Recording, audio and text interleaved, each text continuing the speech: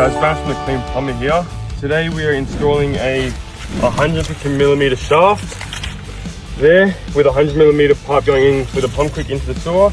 We're going to be, with the wide junction, we're going to be capping it off, rising them both up by 100mm to cap them both off, and then we're going to be using the wide junction as for reline purposes, bring it up to level to the ground for reline purposes.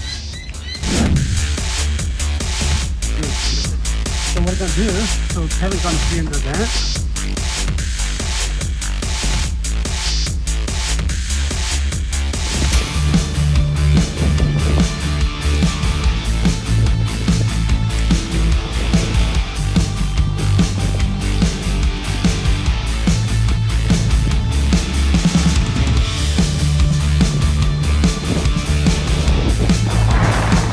Down in Hammondville, client called us up about some block sewer issues, so we came down, located his boundary shaft.